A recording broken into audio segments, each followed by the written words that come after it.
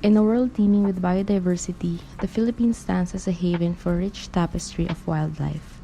But with great diversity comes great responsibility. That's where Republic Act No. 9147, the Wildlife Resources Conservation and Protection Act, comes into play.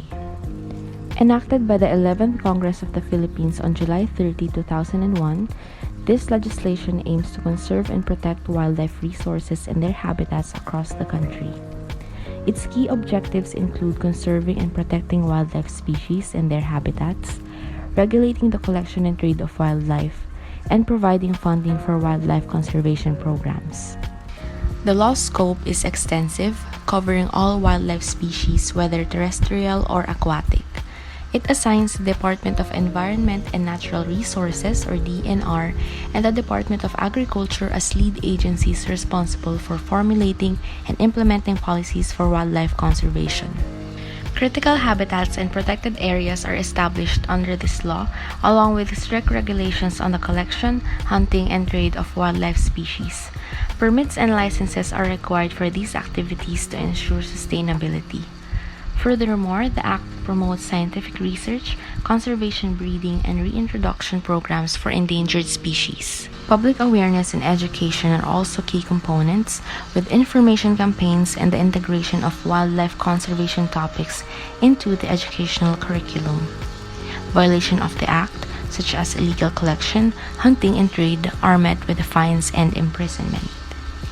In the coastal communities of the municipality of Manay, Davao Oriental, the implementation of RA 9147 has been evaluated. Despite the community's knowledge of endangered marine species, there are significant gaps in their understanding of the law's prohibited acts. This has been compounded by choke points such as insufficient information, education and communication campaigns, and inadequate budget for implementation.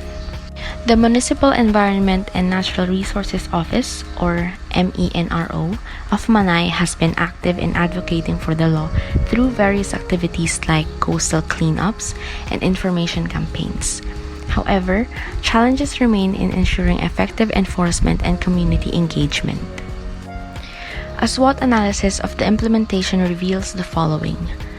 For the strengths, strong legal framework and designated agencies, established critical habitats and protected areas.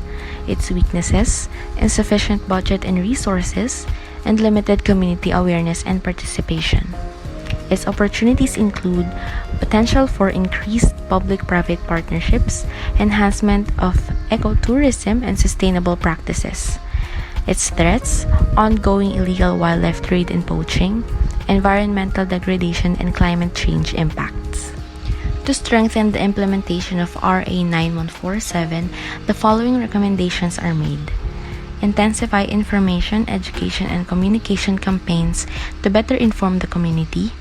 Ensure sufficient budget allocation for wildlife conservation activities. Strengthen community-based monitoring and enforcement through programs like Bantay Dagat.